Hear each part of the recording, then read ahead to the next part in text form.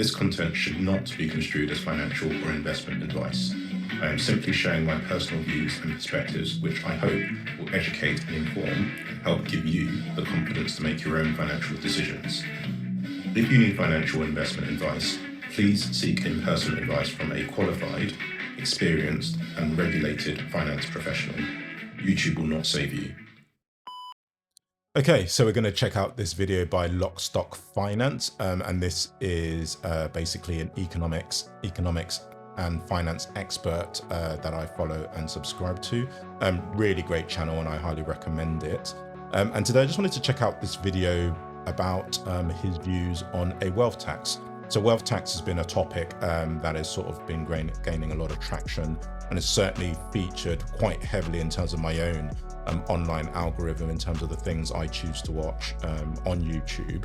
And it is an ongoing debate about, whether or not it could be considered fair, and whether or not, according to people such as Gary Stevenson, it will actually address this sort of wealth inequality that is growing and growing in society, and can be observed more generally.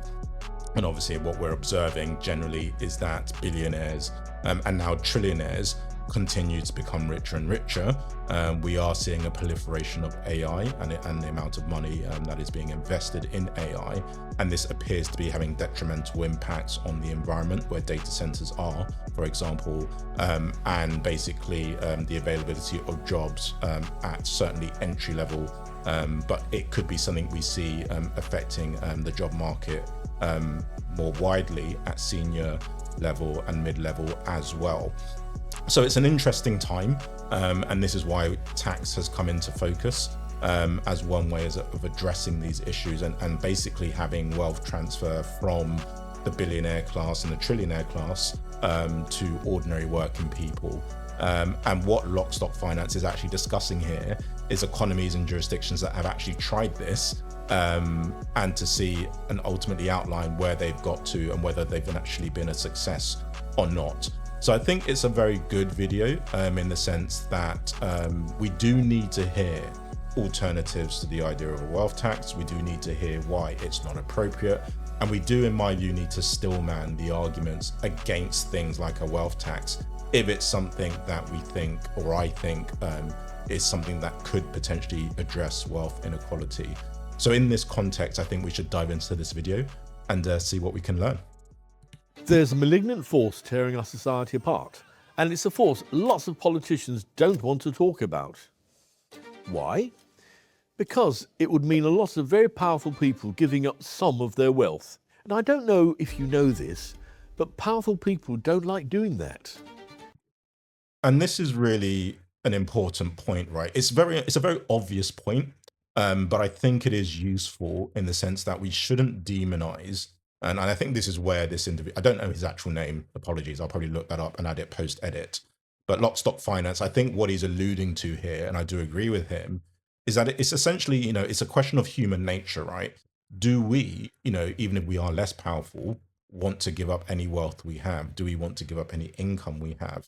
And I think for most of us, the answer would probably be no, right? But I think we balance that with obviously understanding that there's a societal need to make sure certain things are dealt with, and that there's a fair baseline for everybody to achieve their own personal and financial ambitions. And that does mean, to a certain degree, giving up some of our wealth to create this collective base, essentially, this collective infrastructure, things like schools, for example, healthcare, for example. But I think fundamentally, how I reconcile the two things personally is that I would like to see an efficient government. It's not that I believe government should be efficient, but I don't believe in raising taxes for the sake of raising taxes, right? I think we should be looking for opportunities to reduce the tax burden on everybody, but whatever that tax burden is, my own view is that it should apply equally, right? So the very, very rich should pay their fair share, as well as the very, very poor. The force I'm talking about is wealth inequality.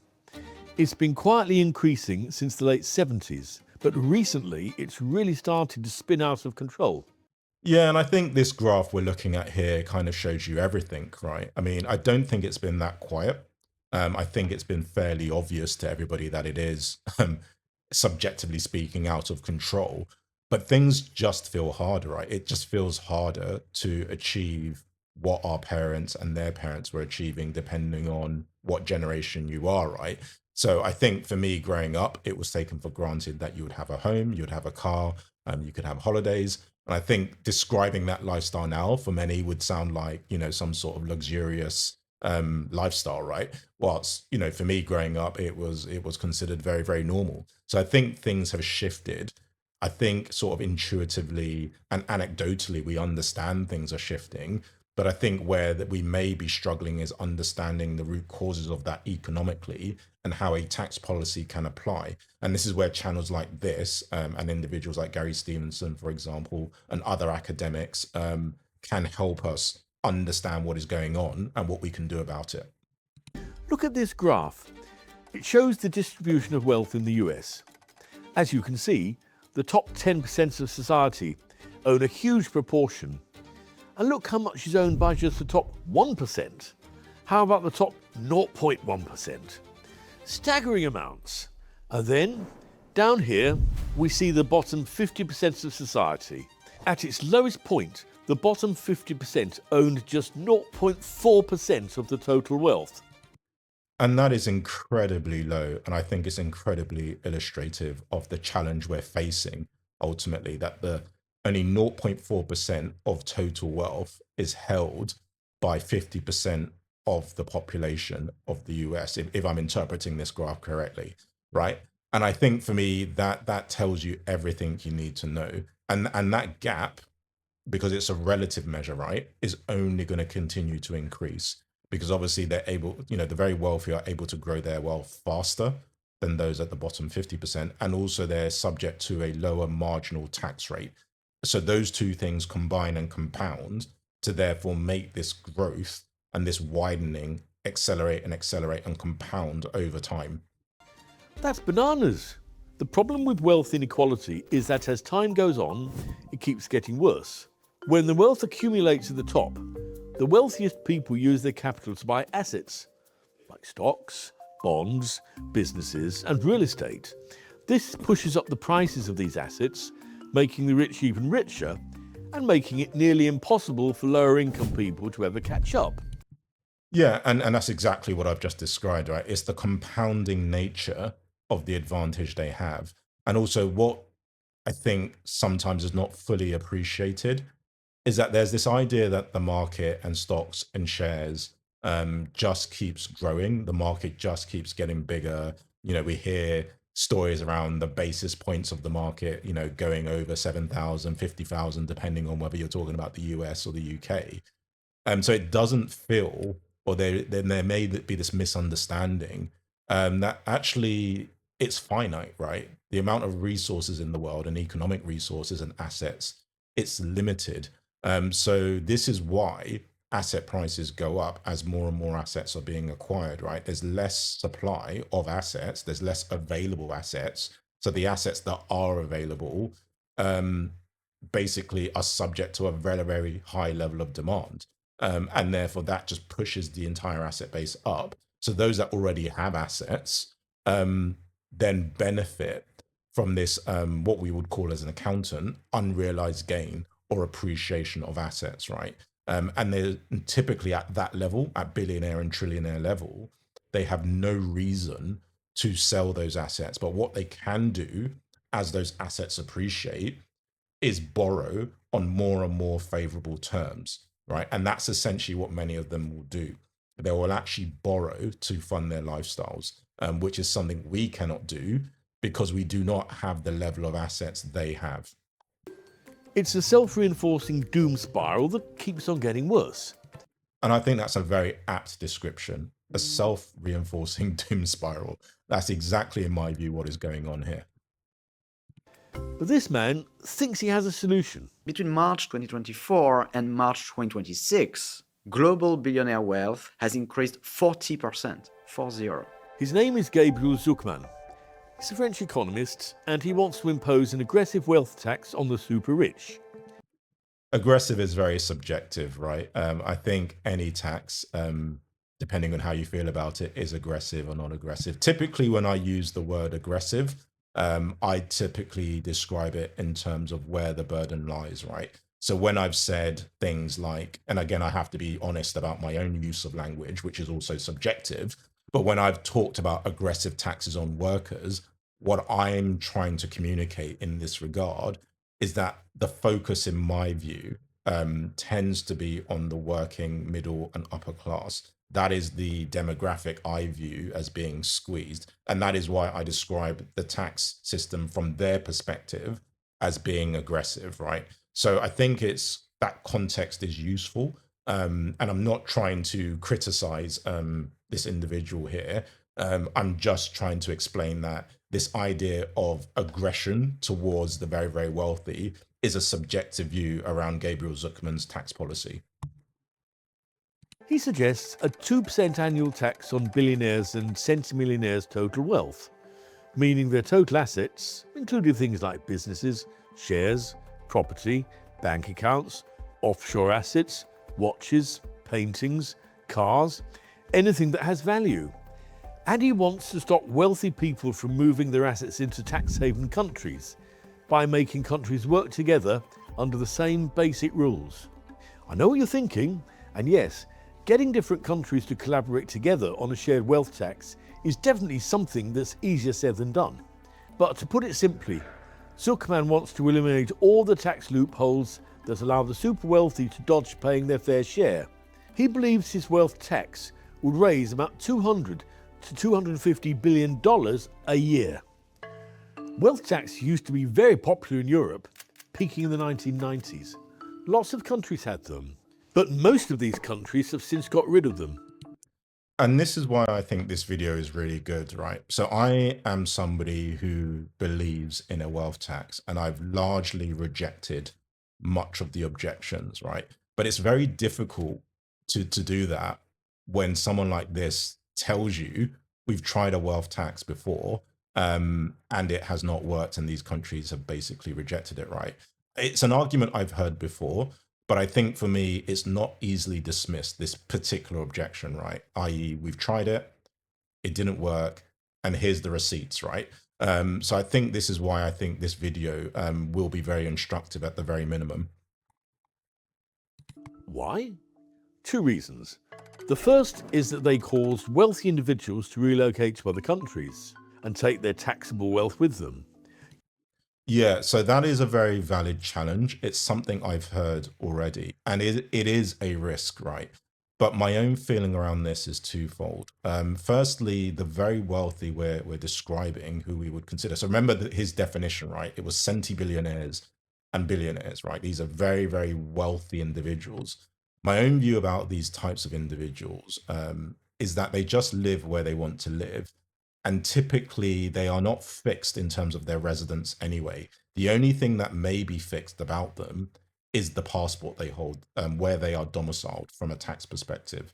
And even then, you have companies such as the one run by, funny enough, Nigel Farage, but there's other companies that do this, where they help these individuals gain dual nationality,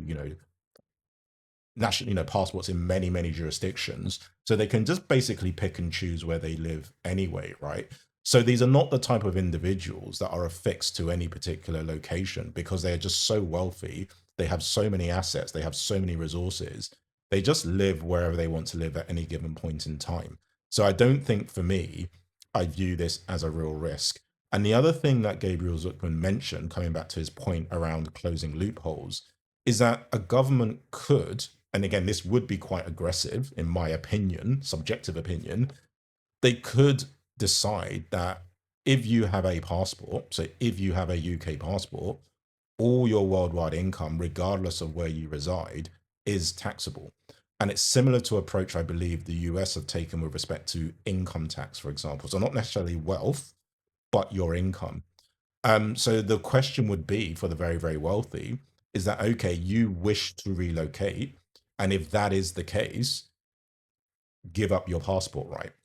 That is clearly very adversarial. That's clearly very aggressive in my view. But the point I'm making is that it's a possibility. So the issue and the objection he's describing is consistent with the current approach. Well, someone like myself and Gabriel Zuckerman would say, well, actually, there could be a discussion around whether or not we want that current tax policy to remain as is, right? And that is the context I think we need to have these debates, right? And we need to consider these objections. It assumes implicitly that our tax policy and our residency rule and our domicile rules remain the same. You see, most of a country's revenue comes from taxes, and wealthy individuals make up a huge proportion of this tax revenue. Yeah, and again, I think with this tax revenue, what I would like to understand, and I will take these numbers on face value because this is an individual I trust and he has a high level of credibility as far as I'm concerned. But what I would want to know is whether this represents income tax, right? So if the 38% is coming from the top 1% of earners, paid earners, then my argument would be actually that doesn't actually consider the ultra wealthy who we're worried about leaving anyway, right? So it depends who we are classifying and who we are capturing in this database and in this population of people paying taxes. Because typically when they make this argument that most of the tax is coming from 1% of the population, is it income tax or is it other forms of taxes that is making up this number, right? And my suspicion is actually this reflects the burden that is being felt and on the shoulders of high earners.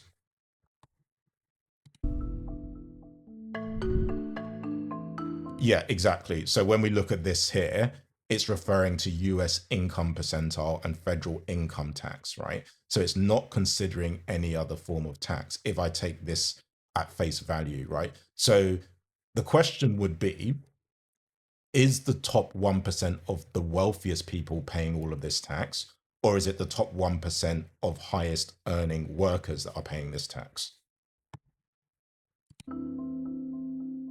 When Norway increased its wealth tax to 1.1% in 2022, it prompted over 30 billionaires and multimillionaires to immediately relocate to Switzerland. All those tens of millions of potential annual tax revenue was lost. France tried a wealth tax too. It caused tens of thousands of millionaires to emigrate. It was eventually abolished and replaced in 2018 with a targeted property-only wealth tax. Yeah, and I think for me, this is interesting actually, whereby they've tried something, the individuals have left in protest, but as I said, they always could have left for any reason. They're very wealthy, right? They can just up and leave. They can just go where the wind takes them. But I think it's interesting that they then replaced it with a property tax, which will affect predominantly, in my view, people that are less mobile, right? So it's like, we've accepted that we can't follow you around and we're not prepared to change the domicile and residency rules around tax. So we'll just go after the individuals that can't leave the country and tax them on their wealth. The second reason is that wealth taxes didn't actually generate as much revenue as was hoped for. The costs associated with continually assessing and valuing private assets often outweigh the actual tax collection. Yeah, and I think this is another strong argument that, assessing wealth is difficult. It's more difficult, clearly, than assessing income for obvious reasons. But I think for me, again, it comes back to my initial point around the current tax rules around, domicile and residency status and changing those so that even if you leave, you are subject to a wealth tax. And I guess my other view would be, let's assume it is very difficult, right? If we're only considering the top 1% of individuals, the top 0.1% of individuals, I think the effort is warranted, right? And I think many of the things he described at the outset of this video, such as stocks, such as businesses, such as houses, these are things that can and are regularly valued for different reasons, right? The things that would be harder to value is things like your car, your watch, your paintings, right? These sort of niche things where the markets are not well established, they would be harder. But I think ultimately, the majority of people's wealth won't be tied up in those kind of things, actually. They will be tied up in very conventional, normal types of asset portfolios. And a view would just be taken by the tax authorities. Either you self-assess and we audit it, or we will just establish a notional valuation as you would do, for example, with council tax, for example. Because as I say, my own feeling around this idea and this objection is that it applies at all levels, right? If you think about council tax and the value that's applied to your home, like, why is that the value? You could dispute it, and that would be particularly difficult if they were to assess it properly, but they don't do that. They just take a notional value. If we're going to introduce something like a property tax or a land tax, which is something apparently Andy Burnham might be thinking about, the same challenges and the administrative burden and the cost applies, right?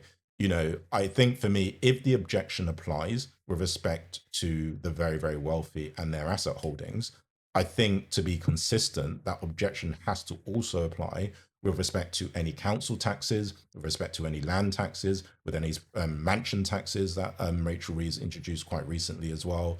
These are all things where there is a burden, depending on how you do it, that will make it quite difficult to establish a fair value unless you just decide, as I suspect the government will do, certainly with respect to land taxes and mansion taxes, that we're just going to decide what the value is. And you just have to accept that valuation, right? And the same could be done. Again, it would be quite aggressive in my view, but it is consistent with the asset holding of the very, very wealthy, right? You could just take that approach. We will just decide what we think the value is, or the burden is on you, Mr. Billionaire, Mrs. Billionaire, to provide us with an assessment, and then we'll go from there. And as I say, I think the effort is warranted if we're talking about a relatively small number of individuals where the tax receipts could be very, very significant. Think of all the administrative costs that would go into assessing someone's total assets year on year. Perhaps AI will make this easier in the future. AI would make it easier, and you don't have to do it year on year, would be my other objection. Because the other reason I would say you can consider different frequencies is what happens with inheritance tax, right? Inheritance tax requires your estate to be valued, and it would consider your entirety of your assets at the point of your death, if there's any left that's not sheltered through some other tax vehicles. So if we can do it with respect to inheritance tax, we can do it for other purposes, albeit, yes, we may not want to do it as frequently as 1 year. We may want to, I don't know, right? And I think there is a fair argument around weighing up the balance of the cost and the admin burden versus the potential return. But I think for me, these objections apply to things we are currently doing already, yet we are still doing them, right? This objection he's describing about the difficulty and the burden of assessing a value, as I say, applies to inheritance tax, it applies to mansion taxes, it applies to council taxes, right? It applies equally to all of those things, yet we do them. 4 wealth taxes, 4 very different stories. And then I'm going to tell you about an innovative idea for wealth redistribution in the US that I think is actually highly achievable. Yeah, and I think this is why I wanted, again, to cover this video and why I like this individual. And as I said, I am a subscriber of his. He's somebody I learn a lot from. It's important that if you have objections, you come with an alternative. And this is the difference, I think, between someone like him and many others that have sort of argued against a wealth tax. So all the arguments against a wealth tax are perfectly valid, in my view. And again, it depends how you view wealth. It depends on your principles. It depends on your philosophies and what you believe economies should look like, and you know, those kind of things, I would say, and your ideology. But I think what is often lacking with many of the things I have seen is there's not been a viable alternative other than squeezing the middle and upper class even further, right? So I think for me, I'm looking forward to this innovative proposal that this economist will have for us. Because again, I think for me, that is the strongest way to push me away from the idea of a wealth tax, for example, and embrace some other solution. Let's start with the biggest plot twist. Switzerland, the country famous for attracting millionaires, has taxed personal wealth for generations. There's no single Swiss wealth tax rate. Local councils set their own rules, meaning a wealthy person's bill can change simply by moving to another part of the country. And yet, the tax hasn't stopped Switzerland from becoming a home for the super rich. Why? Because wealthy people don't look at one tax, they look at the entire deal. Private investors in Switzerland normally pay no tax on profits from selling shares and other personal investments. Add political stability, good public services, personal safety, and a high quality of life, and Switzerland's wealth tax can start to look like the membership fee for a very exclusive club. And I think this is a very, very good illustration of my own personal philosophy, right? I am somebody who would accept high taxes, right? Provided that everybody pays their fair share. However, coming back to my initial point around, I don't believe in high taxes for the sake of high taxes. It's important that if citizens are paying high taxes, things work, right? You have infrastructure, you can get doctors' appointments, teachers and nurses and doctors are paid properly, and there's not this huge waiting list, etc., etc. If those things are not happening, everybody, whether you're wealthy or not, paying taxes is going to feel shortchanged, right? So this is the caveat, right, regarding taxes. It's not good enough that we all pay our fair share and we all pay high taxes and billionaires pay their 2% and we pay our 40%. Even if all of that is achieved, there is still an obligation on the country to give us value for money, right? And if you fail to do that, to me, that is the thing that is going to drive billionaires and workers and talented people away from your country, right? It's not the tax in and of itself. It's a combination of having an effective tax system, but then taking those tax receipts and demonstrating to your citizens as a government, you know what you're doing, right? You know how to run your country. You know how to invest. You know how to improve the quality of life. And if you can't do that and you're failing on both fronts, that is when people are going to be starting to disappear from your countries. Spain took a different approach. Its ordinary wealth tax is a regional patchwork. Different parts of Spain offer slightly different rules.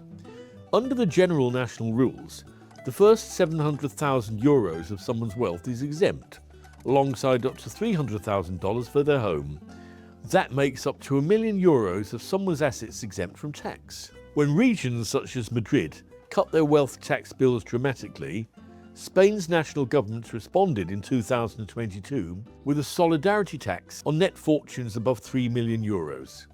In effect, the Solidarity Tax acts as a top-up, stopping regions from reducing the bill below a national minimum. In its first year, about 12,000 people paid the top-up, raising roughly €632 million. But here's what's interesting. The mass departure predicted by critics hasn't materialised. For most wealthy residents, the savings from leaving were not worth abandoning their homes, businesses, families and lifestyle. I don't know if you've ever been to Spain, but it's a pretty nice place. If I were a wealthy Spaniard, I wouldn't mind paying extra if it meant I could stay there. Then there's Norway. Norway's wealth tax had a much lower threshold and applied to people who owned valuable company shares but didn't necessarily have lots of cash. That's why Norway's wealth tax triggered a minor exodus, but Spain's didn't. Lots of Norwegians stayed as well, but there were substantial numbers who left. In short, Spain's tax raised money, but not enough to scare everyone off. This shows how wealth taxes are a tightrope walk. I agree. It is a tight walk rope. And I think you have to get the balance right.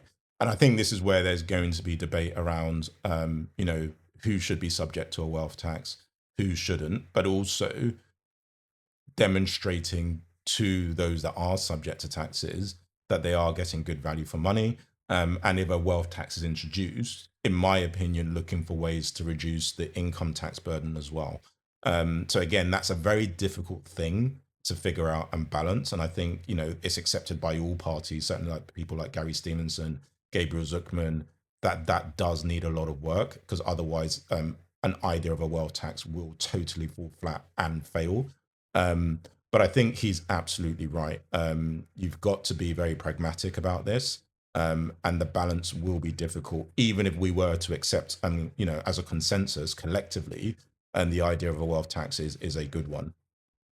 Now, let me tell you about an exciting new idea to redistribute wealth in the US. So this is what I've been waiting for, the alternative. So as I say, I've given my views around his objections and they remain broadly the same. I think, where there is a lot of strength is that obviously he has clearly demonstrated that wealth taxes do not always work. And it's important that if you are to consider them and if they are to work, as they've done in, say, somewhere like Switzerland and Spain, it's important that they're judged correctly and the right balance is found between incentivizing billionaires and talent to stay versus maximizing what is possible from that new tax you're introducing. It was proposed by Bernie Saunders, but is also supported by President Trump. Yeah, that's interesting that it is supported by someone like President Trump, who is a billionaire, right? So this idea of a wealth tax that he supports, coming back to his point around the fact that the rich and powerful, and I think all of us don't really want to pay taxes if we don't have to. It's just interesting that actually this is something that he's interested in. It could be a very good idea. Tech companies are hoarding so much of society's wealth, and as AI continues to burst onto the scene, that's only going to get worse. Bernie Saunders has proposed putting 50% of major AI companies into public hands. The idea is simple. If AI creates trillions of dollars, Saunders doesn't want all of that money going to tech billionaires.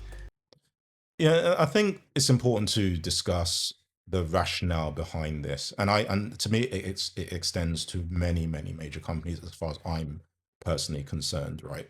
So the idea, and I'm sure the economist here will discuss this a bit later on, but in case he doesn't, I'm going to interject here, is that all of this wealth has been built off public knowledge, and in particular, AI is something that all of us understand, that it's using human ingenuity, human art, writings, texts, idioms. It's scraped the internet, which again is an open source technology that is owned by humanity because of the person that invented it or the people that invented it made it so, to basically then sell it back to us, right? So everything that's been built off AI has come from human endeavor, right? And will continue to do so. And not only that, we're seeing increased electricity bills, we're seeing job losses, and people having to think about different things. We're seeing a reduction in fresh water because, again, these data warehouses need to take up fresh water. Contamination and pollution and noise pollution affecting the quality of life of those involved. So it's a massive transfer. And also a lot of this stuff is subsidized by the taxpayer, right? All of these companies are loss making and they're being indirectly and subsidized and supported by the taxpayer. So with that wider context, it does make sense that because of what we've given up as society and what we're contributing and continuing to contribute to building this AI infrastructure, that we should have a genuine bona fide stake if we believe in capitalism, right? And the way that would make sense is that we have a stake in terms of shares, right? And I think for me, there's an argument for this with any company, right, that receives government subsidies, government grants, massive government contracts, as it was the case with SpaceX, that under normal circumstances, if you support a business, it's either a loan or you get shares, right? And I think there is a strong argument in many of these cases where, as a result of this, the individual has become a trillionaire, that the government has a stake, a real stake in that business. And by extension, the taxpayer has a stake in that business, right? So for me, that is the context of this argument that's being made by Bernie Saunders, right? He argues that AI is being built from humanity's collective knowledge, our books, our art, our code, our research, and our data. Exactly, and he said it much more eloquently than I did, right? That's exactly the rationale. And also what apparently is happening is that AI companies are scanning books, rare books, and then destroying the books, right? So, that is the kind of companies we're dealing with, which is why it's important, I think, if they are actively destroying the source of the knowledge they have, that we, at least at the very minimum, retain a stake or have a stake in the resulting product or business. So, if AI becomes the next oil or the next electricity, the public should own part of it. His plan would create something like a sovereign wealth fund. big AI companies would pay a one-time tax, not in cash, but in company stock. And that's important, right? It's a one-time tax in something that appreciates as the market appreciates, right? So the stock is representative of the resource. And if the company grows in value, that resource or that stock holding grows in value. And I suspect the reason why someone like Donald Trump will be in favor of this is because most of these AI companies are based in the US. And therefore it would mean that the US effectively could have a sovereign wealth fund, right? And that is why I suspect he's been supporting aggressively the AI industry in the US, and trying to, in many ways, it's been framed as this battle between the China and the US. But I think from Donald Trump's perspective, if I was to speculate, I think he views it along the lines of, this sort of nationalistic agenda of having AI ownership benefit the US and potentially, the tech oligarchs in the US. That stock would go into a public fund owned on behalf of ordinary Americans. In theory, this fund could pay citizens dividends and give the public influence over how AI companies behave. That's the theory, right? It would pay US citizens dividends.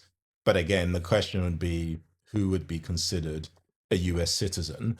And that is not something we can take for granted with a president that was trying to attack birthright citizenship. Sovereign wealth funds have been hugely successful in the past. Places like Norway and Alaska used oil wealth to build public funds. And this is very, very frustrating because this is something the UK could and should be doing, right? And we've failed to do so. And the example is there, right? So if we're going to say we can't have wealth taxes because other countries have tried it and they've demonstrated that it doesn't work, equally, we can take things that other countries have demonstrated will work, like a sovereign wealth fund, and apply those things, but yet we don't do it, right? So it's just interesting that, we pick and choose depending on what our agenda is, that, something won't work because other countries have tried it and it doesn't work. And then something that will work, we just ignore the fact that other countries have tried it and made it work. Supporters say this could stop AI from creating trillionaires while ordinary workers lose jobs. I think that's good. And I think we're going to leave it there because clearly this video is concluding. But my concern is that more philosophically is that, yes, this could and should make sense. The idea of taking something like AI and giving all of us a stake in that industry. However, is this endeavor of greater good for humanity, right? Should AI be the thing that we are pushing and that it makes it okay because we all profit from it, right? And the reason I ask this question is because, as I say, AI is designed to remove human jobs, right? That is their stated aim, certainly of OpenAI and ChatGPT, right? Their aim is to remove human jobs, right? Anything that involves cognitive thinking, intellect, they're commoditizing intelligence and selling it back to business owners, right? So, and as a person, as an individual, if you have no economic purpose in a capitalistic society, what is your function? What do you do? Because the only way as people we can actually achieve our personal goals is to sell our time, is to sell our expertise, right? Is to sell our labor. And if you have robots that cover labor, and if now you have artificial intelligence that can deal with, expertise, how do, as humans, we go about basically gaining and enriching ourselves to then have the resources we need to live our lives, right? Because we won't have the rights, for example, to go foraging in forests and go hunting and go tenting and, just set up a tent anywhere. These are not things you're allowed to do in modern developed countries, right?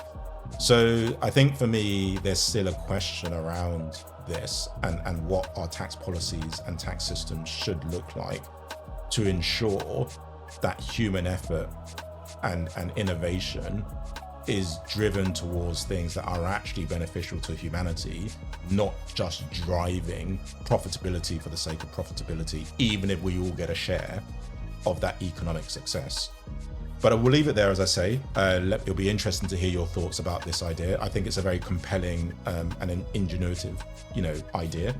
I think it has a lot of value, and I think it just respects the fact that this is the world we live in, rather than this sort of fanciful world I might be living in, if I'm being honest. And I think it is something that has a lot of weight to it. And I think this economist here is right to call out the fact that wealth taxes have not been successful before. He's not the first person to say it. It's a very, very valid criticism. But my own view would be the stakes are very, very high. There's a small number of individuals we will consider if we're only thinking about centibillionaires and trillionaires and billionaires. And I think it is, and I think as people and as governments and as tax experts, we are smart enough to figure out a way of finding that right balance, finding that sweet spot, and implementing a tax policy that is more progressive and will ultimately mean that the very, very wealthy start paying their fair share. But let me know your thoughts. Really good video. As I said, I'll leave a link to it below. But until next time, take care. Peace.